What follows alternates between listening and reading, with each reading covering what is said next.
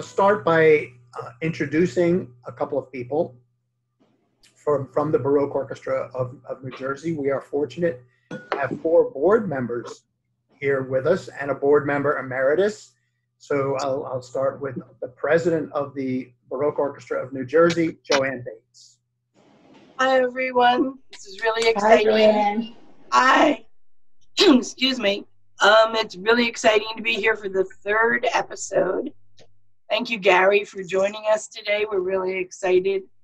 And I think we've got a lot more in store for you. Sounds good. Also, from the board of directors of the Baroque Orchestra, I'd like to introduce Doug Anderson. Hi, Doug. Hello and good morning. Yeah, I do a lot of behind the scenes stuff. I keep the orchestra archives. I work in the box office. Must be something else. Oh, I wash and wax Bob's car. But, Yeah, wash my don't see car. much of me, but I'm there.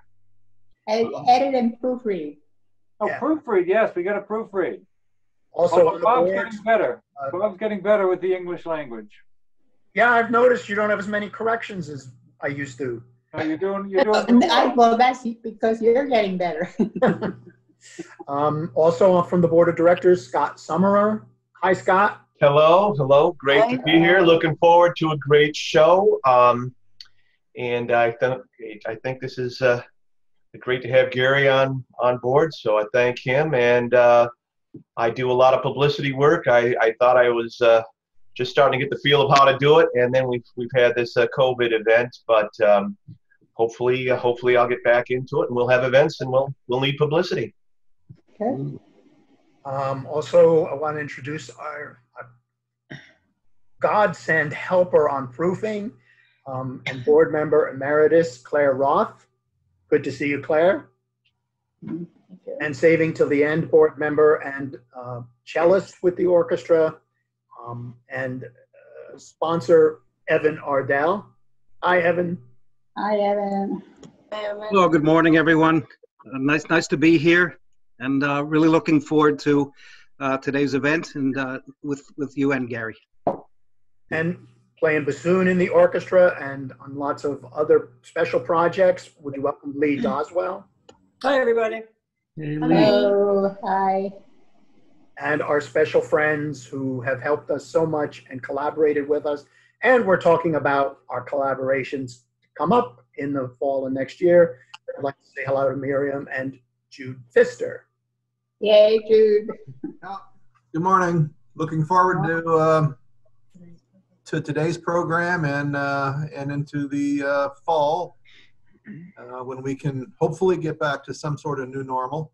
That would be I also want to say that I want to thank everybody who has been a big help and supporter as we explore so many new ways to present music. Right now, we're exploring some ways to keep our summer festival going, even though it won't be live in person, obviously.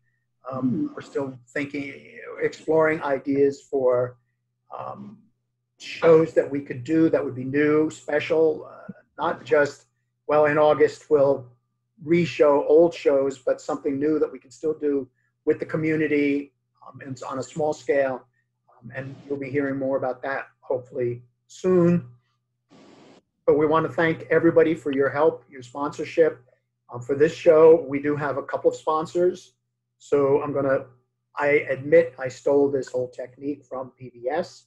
So let me take a minute to acknowledge our sponsors.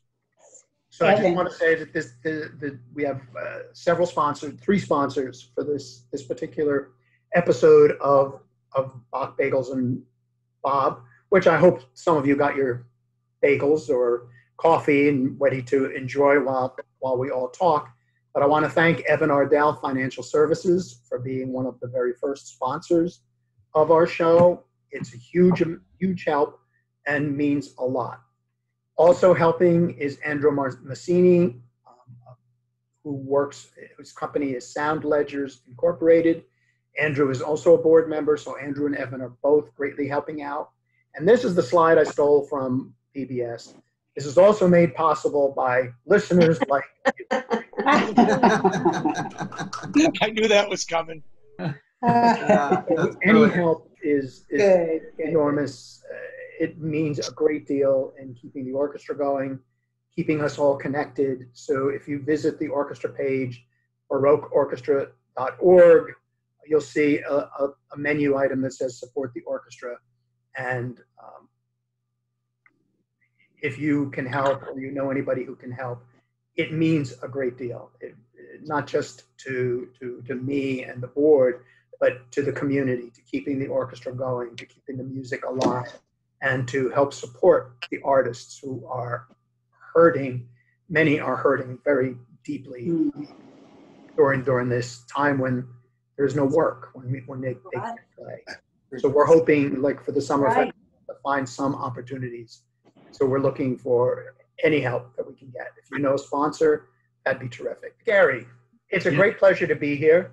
What I'd like to do, if it's okay with you, is I would like to start with a video of the very first time we performed together. Gary and I met 15 years ago. We did a series of concerts to open the Noose Theater in Blairstown, New Jersey. It was a unique concert in many, many, many ways, but most especially unique because it was 3 sold-out performances, a small theater, and the program was pretty extensive. I don't know if you remember, Gary, but Gary sang Nessun Dorma, which we're going to hear in a minute. Then the orchestra played the Hebrides Overture by Felix Mendelssohn. Then we played the Shostakovich Second Piano Concerto. Then we took a break, and then we did the Mozart Requiem. And then as an encore, the soloists did the quartet from Rigoletto. So most groups that do the Mozart Requiem, that's their whole concert. But we did 2 concerts in one, sold out. Do you remember all that, Gary? I do. That was a lot of fun. It was a really, really special time. So let's listen to a little bit of Nessun Dorma from the very first collaboration with the Baroque Orchestra and Gary Pate. Principe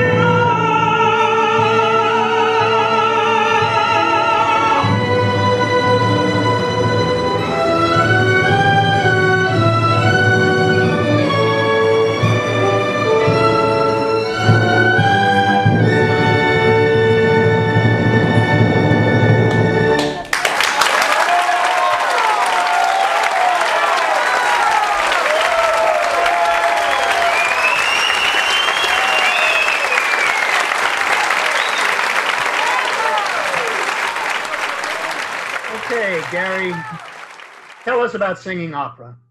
Tell us about your experience, how you got into it, whatever you feel like talking about. Okay. First off, I want to say about that video. I don't know if you remember, but I had Bell's palsy. No, For that concert, half my face wasn't working. I forgot that. I was trying to sing through it. Well, you sang through it magnificently. Yeah, that was an interesting move.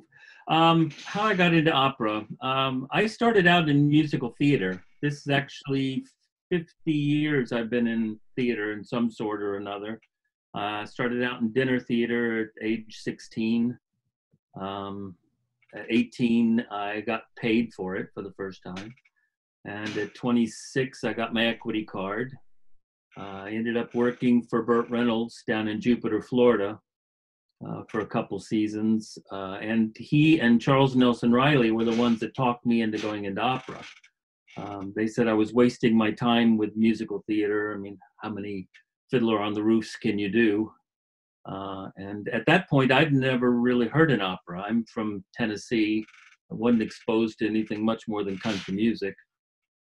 So Charles Nelson Riley cooked dinner over at Bert's Beach House and brought in all his tapes of Roberta Peters. They were very close friends and kept saying, you know, you could do this role, you could do this role.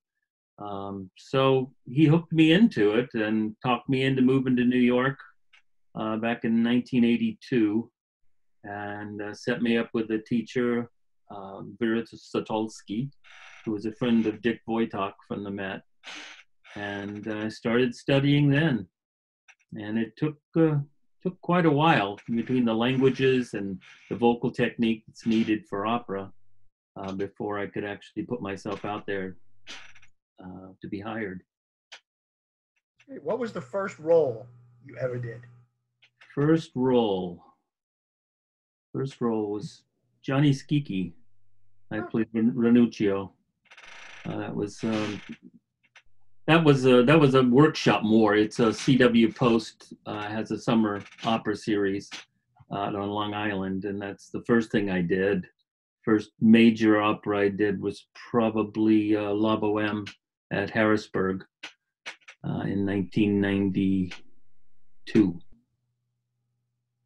Oh, that's all great. If you remember later that year, that was June of 2005. In November, we actually got to sing, you got to sing, I got to conduct the New Jersey Symphony back in Blairstown at the News Theater, where we did the Beethoven Ninth. So I'd like to play a solo moment that you had.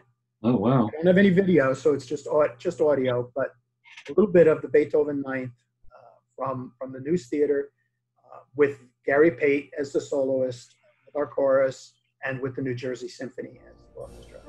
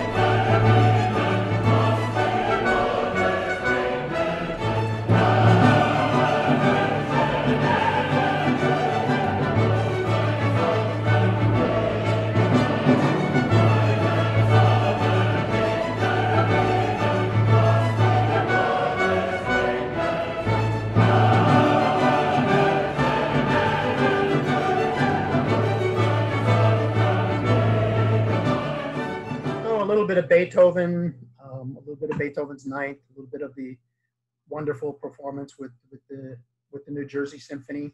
Yeah. Let's move away a little bit, just briefly. You mentioned that you were started with in the Broadway musical realm and singing Broadway tunes, and you had mentioned to me an interesting story you have about when you were in New York and you got to sing Maria in a very special occasion. So, right, that was when I first moved to New York. My first job I could find was as a singing waiter on the east side of town at Uncle Charlie's restaurant on 3rd Avenue. And one night, Leonard Bernstein came in with Vladimir Horowitz for dinner.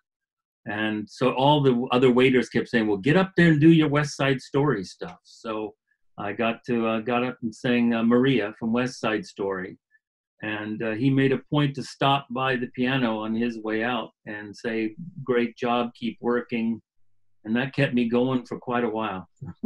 Do you approach singing Broadway differently than you approach singing opera? No. Does it feel different, or? Technique is the same. It actually makes singing Broadway easier if you have opera training. Sounds great. Well, let's move to your work, your more recent collaboration that we've done. We've done these 2 incredible concerts of Broadway and opera with some incredible guest artists that you arranged and you were so responsible for in collaboration with the Madison YMCA, and you called it Philanthropera. Where did that name come from? Actually, Lindsay Kozowith was marketing at the YMCA. We asked her to come up with a name for these concerts. It's a fundraiser for the Y, and she immediately came out with Philanthropera, which is I thought was brilliant. So we've kept it. Yeah, well, I think it is brilliant. It's unique, and yet it still says exactly what it is. Yes. One of the things that I found really interesting, one of the things that I love conducting in operas, and one of the things that you've done especially is duets. There are a lot of duets in opera. They're like the greatest moments in opera often are duets. How do you approach singing a duet? How often do you work on the details with your partner? Does it come out in the rehearsal? Are the performances different? Just how do you experience singing a duet? Yeah, the music for the most part is the same, no matter who you're singing it with. I mean, obviously they wrote it like they wrote it.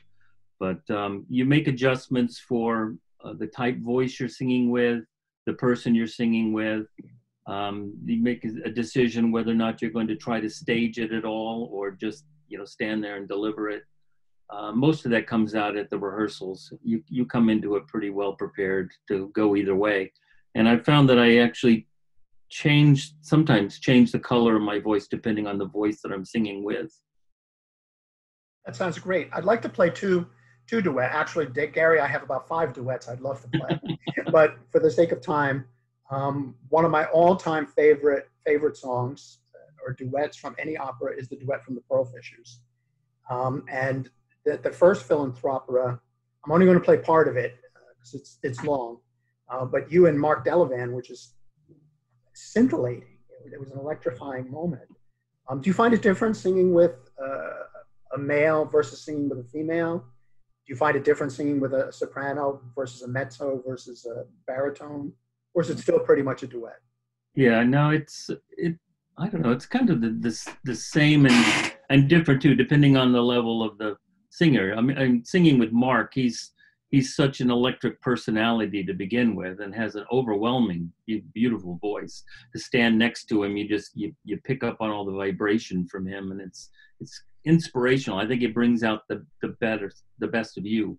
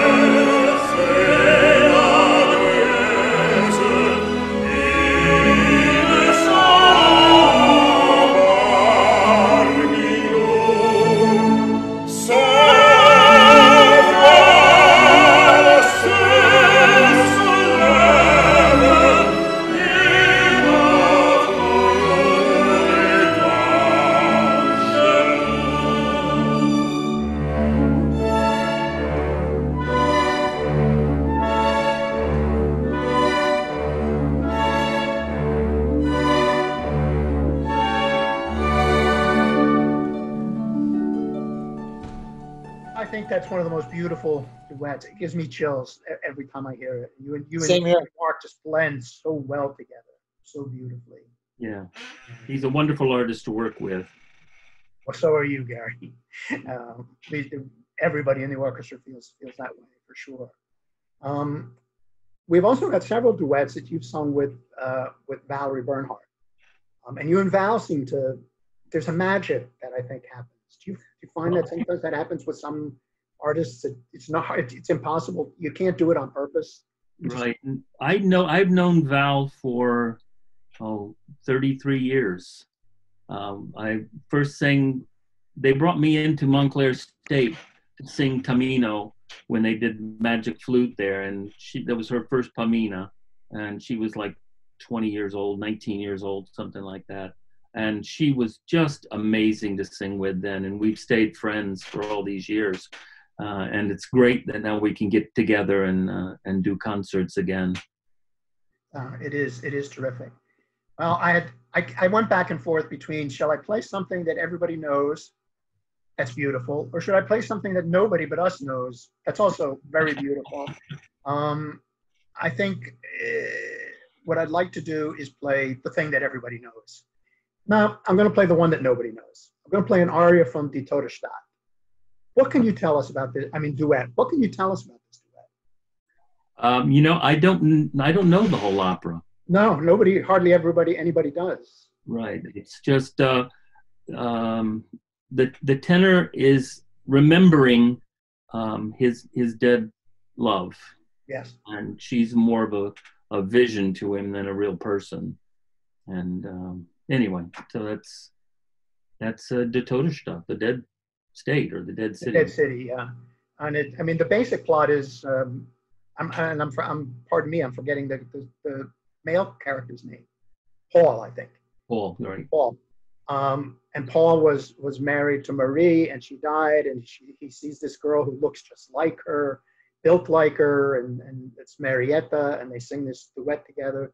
And the basic plot is he falls in love with Marietta and then tries to transform her into Marie. And I was thinking about it the other day. I was doing a talk on Bernard Herrmann and Alfred Hitchcock, and I realized that the plot of Die Todesstaat is almost the same as the plot of Vertigo. It's the whole, it's not somebody dies, but it's the obsession with somebody you fall in love with, and you fall in love with somebody new, and you try to transform the new person into the old person, which is what Paul tries to do to Marietta. But this has been one of my favorite pieces of music in the duets.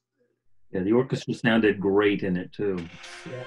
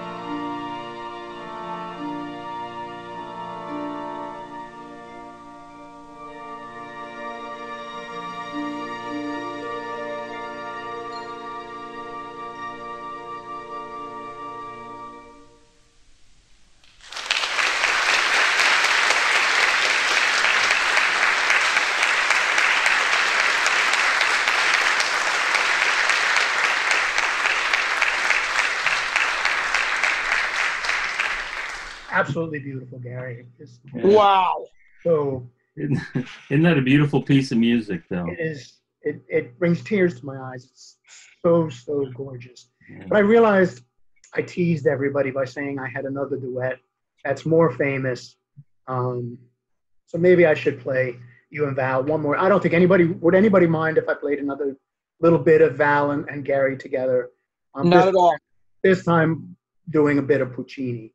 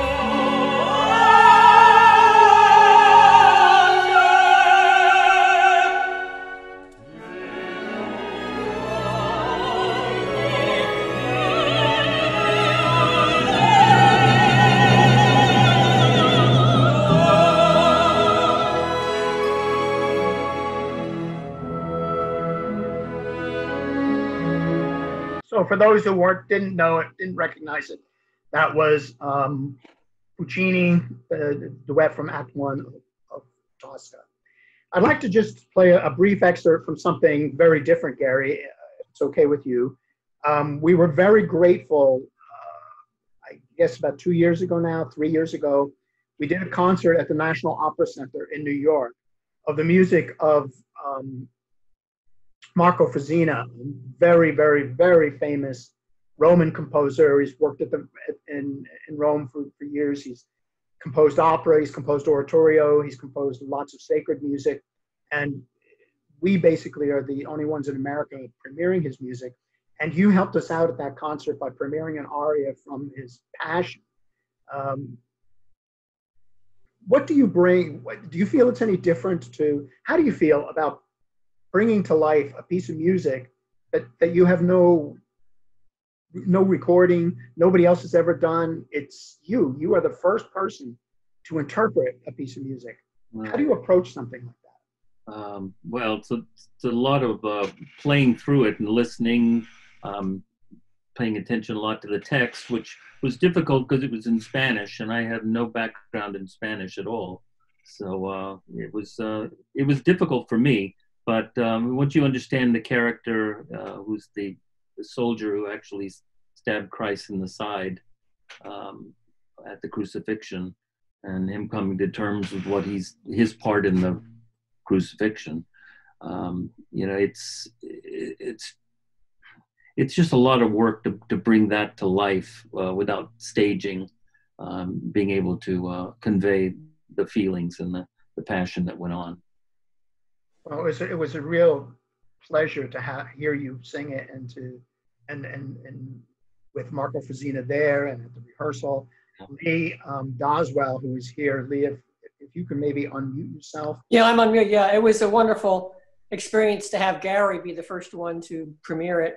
It's unfortunate we couldn't widely publicize it because the piece hadn't been published yet, and it had its world premiere in Malaga, Spain. But it was just a real thrill to have a couple of the selections premiered with us, and Gary did a wonderful job. He did. It was superb, and and it's always a pleasure to conduct Marco's music because his blend of the soloist and chorus. There's always a blend of soloist and chorus that is so moving and so remarkable. So I'd like to play just a brief excerpt from that very, very special New York Opera Center performance of the very, very first performance of this aria.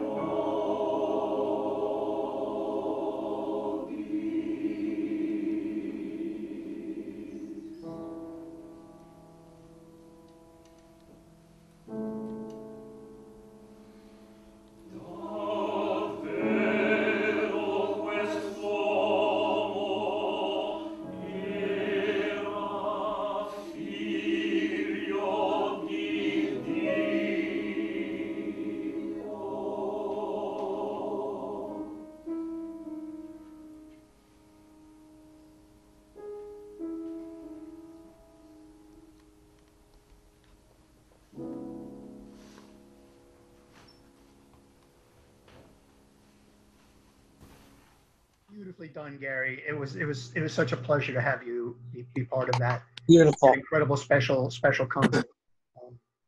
Thank you. So I'm going to show a couple of photos. And Gary, maybe you can tell us what these are photos of. Okay. Let me make sure I can find it, the right file. Make sure because I make so many mistakes here. Okay, I'm going to show a few photos. Just tell us what you're doing. These are photos you sent me. I think they're mostly, if not all, from your experiences at the Met. Just tell us a few stories. That is Prince Igor, Alexander Borodin. It was a wonderful opera to do. I don't think they'd done it in 100 years at the Met. Those costumes were actually built for us in Russia. They came over and measured us, made the costumes there and sent them over. And they are as heavy as they look. They were very hot to work in, but what a great group of guys to work with.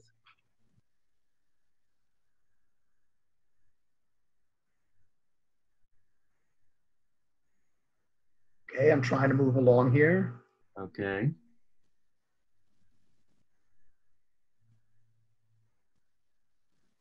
That's the new production of Götterdämmerung at the Met.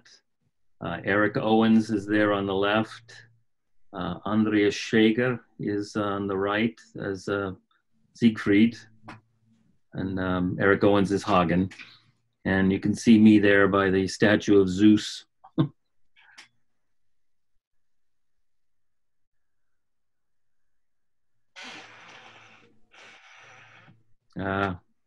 Anna Trebko in Aida. And that's me as one of the priests right behind her. She's quite the powerhouse on stage.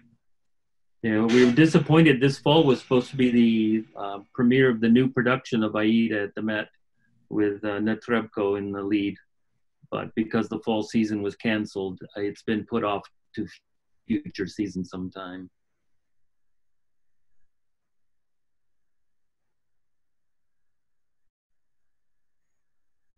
Le Troyen.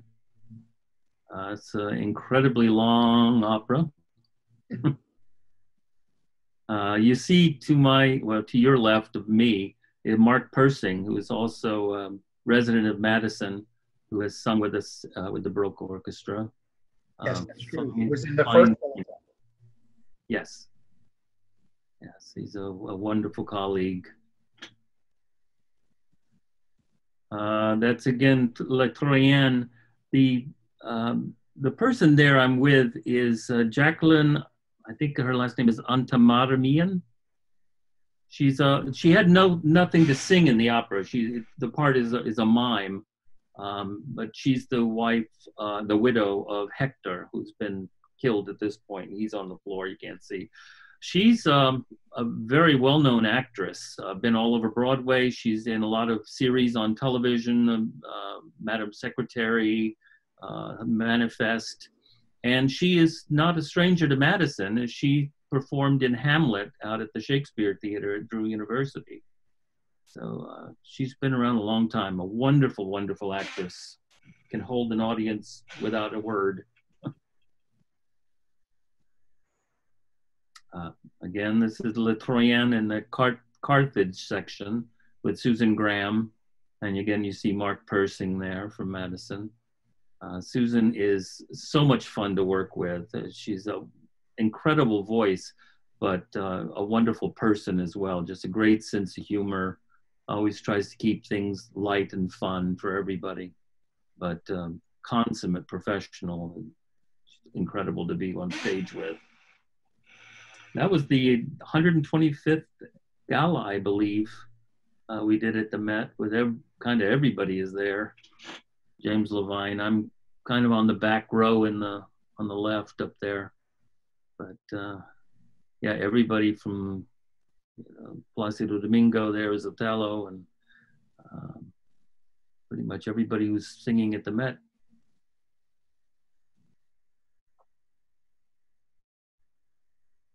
Parsifal. This was an incredible production to be in.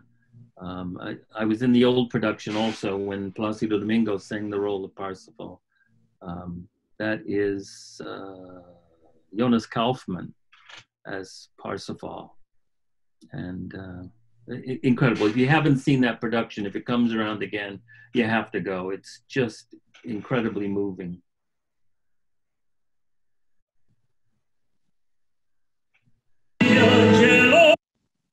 Well, I guess that's all the photos we have. It's running a little late. I want to return to a more pop music style, Broadway-ish, but not really Broadway.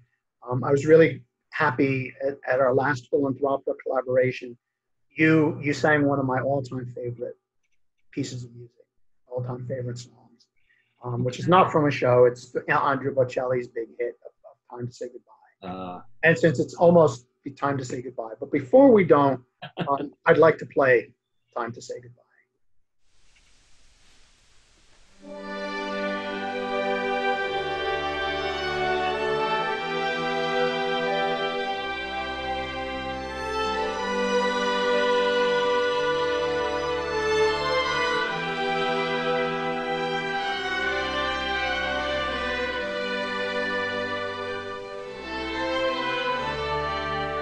Quando sei lontano solo e all'orizzonte manca le parole. Sì, lo so che non c'è luce in una stanza quando manca il sole. Se non ci sei tu con me, su le finestre mostra tutto il mio cuore che hai acceso. Dentro me la luce che hai incontrato per strada. Con te partirò paesi che non ho mai veduto e vissuto con te.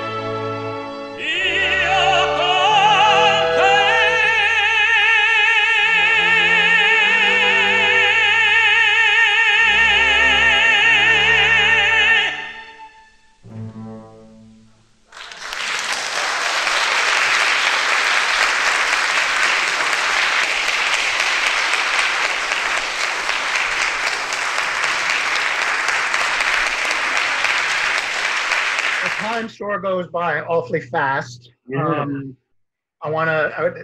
Gary, do you have any final things you'd like to say or share with us? No, hopefully this pandemic is going to pass and we'll all get back out there and start making music again. I know the community needs it, and Community badly. Yes. We all need it, and personally, Gary, I can't wait till we do the next thing together. I hope The country needs it. Yeah, Definitely. It's been such a real pleasure to work with you, to know you, and to call you my friend. Absolutely, my pleasure. So I'm looking forward to the next one. Before we leave, I want to one more time say thank you to Evan Ardell, Financial Services, for helping to keep this going. Andrew Massini and Sound Ledgers, our sponsor, and all of you who have participated, being here, sharing the video when we post it, rewatching it, and any contributions from all of our listeners and patrons is incredibly valued and cherished and necessary to keep everything going. Thank you to all the musicians who participated. I wish you all a wonderful weekend. The next episode of our show is scheduled for actually July 4th. So you can start your holiday with me and the Baroque Orchestra. I'm going to have several musicians here, and we're going to play some excerpts from various American music that we've done, some popular music, some classical composition, composers you know and love, and composers never ever heard. So I hope you'll join us then. And again, it's a beautiful weekend here, beautiful morning, blue skies, sunshine, perfect temperatures. Enjoy the weekend. Thank you for joining. Bye, Bob. Thank you. Great show. Thanks, Bob, and God bless you all.